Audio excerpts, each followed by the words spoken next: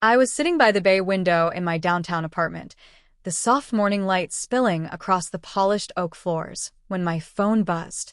The silk of my blouse felt cool against my skin, a comforting reminder that, at least on the outside, everything was in order. I swirled the last drops of my coffee and glanced at the message. It was from Jessica, my brother's fiancée. Her name alone had the uncanny ability to make my chest tighten, not from fear, but from memory.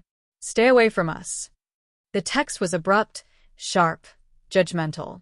My fingers hovered over the screen, wanting to type something, anything that would explain myself. But what could I possibly say to someone who had already decided I was a threat? I leaned back in my chair, letting the sunlight warm my face, and tried to remember the first time all of this started. My brother, Ryan, had always been protective, and I'd always teased him endlessly, as siblings do.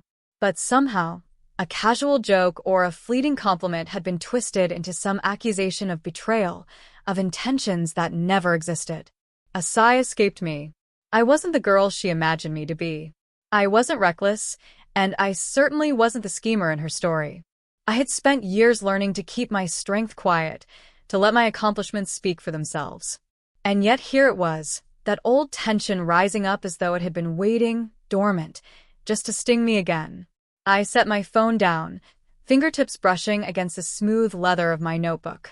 I could either let her accusation define me, or I could show her exactly who I had become. I remember the first time Jessica's suspicion took root.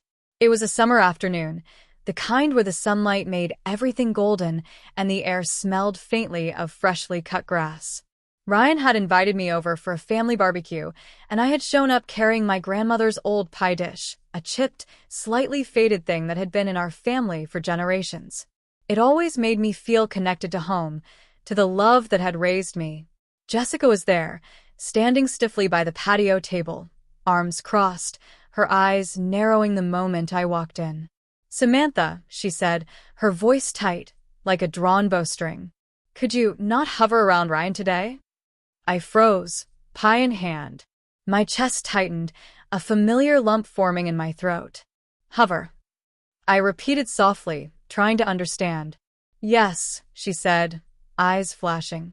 "You're always teasing him, laughing too much at his jokes, acting, I don't know, flirty. Just stay away from us." It was ridiculous. I had always been his sister, his ally, his partner in mischief. I had never crossed any line, never wanted to. But words, once spoken, have a weight all their own. And hers felt like stones landing on my shoulders. My hands shook as I set the pie down. I wanted to explain, to tell her it wasn't like that she had misread everything. But before I could speak, Ryan appeared, frowning. "Jess," he started, unsure, hesitant. I turned away, feeling the sting of rejection and the humiliation of being misunderstood in my own family's home. My grandmother's words echoed in my mind. "Samantha, sometimes people will try to define you before they know you. Let that not make you bitter, make you better." It was in that moment I realized I couldn't rely on anyone else to see the truth. I had to carve my own path, stand on my own, and prove not to them, but to myself, that I was more than rumors and mistaken assumptions.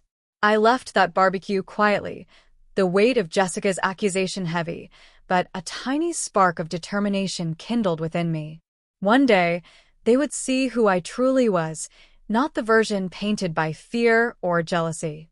After that summer, I poured myself into something I had always loved but never fully explored: design. Interior design, to be exact. My apartment became my testing ground, every corner a canvas, every color choice a statement of who I wanted to be. I spent nights sketching, studying trends, and teaching myself the business side of it: contracts, client calls, budgeting. The work was exhausting, but the exhaustion was addictive. It felt like progress, like I was finally building a version of myself that was untouchable by misjudgment or rumor. It was during one of those long nights, staring at a blank sketchpad, that I met Clara Whitman, a seasoned designer with a reputation for turning small talents into industry names. I had reached out timidly, expecting polite dismissal. Instead, she replied within hours, inviting me to her office for a coffee. Clara had the kind of presence that made you feel seen, even when your insecurities whispered that you were nothing. "I can see potential in your eye for space, Samantha," she told me. "But you need courage. Talent alone isn't enough." Those words became my mantra. I started taking small freelance projects, transforming cramped apartments into welcoming spaces, one room at a time. I battled self-doubt constantly, questioning if I deserved this, if I was overreaching, but the tiny wins kept me going. My first paying client was a retired couple who wanted to redesign their living room. They trusted me, laughed with me, and left a glowing recommendation online. That recommendation brought 2 more clients. Slowly, steadily, I carved my place. Meanwhile, I learned the art of invisibility. On social media, I posted modest photos, never revealing the scale of my work. I avoided family events that might invite questions or judgment. My success became a secret, a quiet fortress protecting my self-worth from those who had doubted me. There were nights I wanted to tell Ryan, to show him that his sister wasn't a naive girl anymore. But I reminded myself of my grandmother's words. The proof would be in time, not in explanations. I focused on each project, each meeting, each late-night brainstorm, watching my skills sharpen and my confidence swell. Eventually, small victories grew into bigger ones. My first corporate client, my first large-scale apartment complex redesign, and finally, my own office downtown, an elegant space filled with light and purpose. Each step reminded me that this life was mine, built not on luck or inheritance, but on persistence, skill, and unwavering self-belief. I had become a version of Samantha Blake that no accusation, no rumor, and no jealous words could touch. And yet, the past, Jessica's text, her warnings, still lingered in my mind, a silent challenge waiting for the moment I would rise to meet it. It was a crisp Saturday afternoon when Ryan and Jessica finally arrived at my downtown office.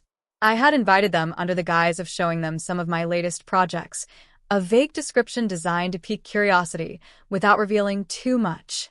The elevator doors opened, and I greeted them in the lobby with a composed smile. Ryan looked surprised, not at my presence, but at the space itself. The office was flooded with sunlight, the walls lined with elegant artwork, and the smell of fresh orchids filling the air. Jessica's posture stiffened immediately, her eyes scanning every detail as if trying to find a flaw. I led them through the office, my heels clicking softly against the polished floor. "This is the studio," I said lightly, "where we meet clients and plan designs." A team of assistants looked up briefly, smiling politely, then returned to their work. Jessica's gaze lingered on the large floor-to-ceiling window, the skyline behind me, and for the first time, I sensed genuine doubt flickering across her face. I stopped near my personal office, a space I had designed myself. Modern, minimalist, yet warm and inviting, everything a reflection of the life I had quietly built. I gestured to a corner where a small plaque displayed the name of my design firm, Blake and Company. "Interiors. This is where I work," I said. "And yes, it's all mine." Ryan's mouth opened, then closed. He glanced at Jessica, whose lips pressed into a thin line. "All yours?" Ryan asked, his voice betraying both pride and disbelief. I nodded. "Every project, every client, every contract. From the first apartment redesign to the corporate complex downtown. I've built this. And I've done it quietly, because I didn't need anyone to validate me, certainly not through fear or accusation." Jessica's hands trembled slightly as she looked around, as though the space itself was too much for her to comprehend. I let them take it all in, letting silence stretch, building the tension until it became almost unbearable. Then I spoke again, softly, with deliberate calm. "You accused me of intentions that never existed, of crossing boundaries that were never there. You warned me to stay away. But here I am, not just standing, but thriving. Not because of anyone's permission, not because anyone believed in me, but because I believed in myself." Ryan's eyes welled up slightly. "Sam, I had no idea," he said. Jessica swallowed hard. Her gaze dropped to the floor. I didn't know," she whispered, but I could see the shame and realization in her eyes. I let the moment linger, watching them process the truth. Every doubt, every judgment, every baseless accusation was laid bare against the undeniable evidence of what I had accomplished. And for the first time, the power dynamic had shifted, subtly, irrevocably. I smiled faintly, the hint of triumph softening my voice. I wanted you both to see it for yourselves. Not through texts, not through explanations, but through the reality of my work, my dedication, and my life. This is me, unfiltered, unapologetic, and completely mine. After letting them absorb the reality of my life, I finally invited them to sit. The office chairs were soft, the sunlight golden against the walls, and the city skyline behind us served as a quiet reminder of how far I had come. I met Ryan's gaze first, then Jessica's. My voice calm, but carrying the weight of truth. This isn't about punishment, I began. It's about clarity, respect, and growth. If you want to be part of my life, or my family's life, there are conditions. Simple, but non-negotiable. Jessica shifted uneasily. I could see the tension in her shoulders, the defensiveness in her posture. I took a slow breath and continued. First, honesty. I won't tolerate assumptions or accusations without communication. If you think something is wrong, you talk to me, not jump to conclusions. Ryan nodded, his face serious. I understand, he said quietly. Second, I said, turning slightly toward Jessica. Respect my boundaries. I will never be anyone's threat or rival, but I also won't tolerate fear-based judgments. Your perception is yours, but your behavior must be respectful. I leaned back, letting the words settle, then added a third. Third, support each other's growth. Ryan, you've always been protective, and that's admirable. But part of love and family is trusting that people can stand on their own. Jessica, part of being in my life, and Ryan's, means supporting him without suspicion and contributing to mutual trust, not distrust. I paused, letting them take in each condition, letting the weight of their earlier actions meet the reality of my expectations. These aren't just rules, I said softly. They are commitments. Commitments to honesty, respect, and self-awareness. If you accept them, we can move forward, healthier, stronger, without resentment. Jessica swallowed hard, eyes glistening. I think I can do that, she whispered, almost to herself. I believe you can, I said. But actions matter more than words. Every choice you make now determines whether this relationship, with me, with Ryan, with family, grows, or whether it collapses under old patterns. Ryan reached across the table, squeezing my hand gently. Sam, I'm proud of you. I should have seen this sooner. And in that moment, I realized the power wasn't in revenge or in proving them wrong. The power was in the boundaries I set, the standards I maintained, and the respect I demanded, not as punishment, but as a foundation for healthier connections. By the time they left my office that afternoon, there was a shift. Not only in the air between us, but in myself. I had faced those who doubted me and emerged unshaken. I had given them a chance to rise to the level of respect I demanded, and if they did, our relationships could finally evolve into something authentic. I looked out the window once they were gone, the city sprawling endlessly beneath me. And for the first time in years, I felt the quiet thrill of control, not control over them, but over my own life, my own story, and my own boundaries. Weeks passed after that confrontation, and I began to notice subtle changes. Ryan's protective instincts softened into genuine pride, and Jessica started showing up not as a critic, but as someone willing to learn and adapt. Conversations that once felt like minefields became opportunities for connection, honest, respectful, and surprisingly warm. I watched them, sometimes from across my office, sometimes during casual dinners at my apartment, and felt an unexpected satisfaction. Not because I had won over them, but because the energy between us had shifted. The tension had dissolved into mutual understanding. They were rising to meet the expectations I had set, not out of fear, but out of respect. And I had changed too. I felt lighter, freer. The years of hiding, of quietly building my success, had taught me patience, resilience, and the kind of self-respect that no accusation could shake. I returned often to the small symbolic objects from my past, the chipped pie dish from my grandmother, now displayed on a shelf, a reminder of the wisdom she had imparted. Make them see your strength, not through words, but through the life you live. One evening, I sat by my bay window again, sunlight spilling over the skyline, a cup of coffee warming my hands. Ryan walked in, smiling. "Sam," he said softly, "thank you. For everything.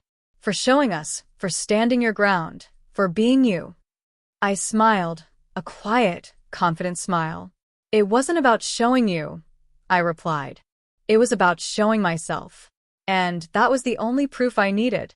In that moment, I realized the journey, the misunderstandings, the accusations, the secret struggles, had all led me to this, a life built on my terms, relationships rebuilt with honesty, and a self-worth that was unshakable.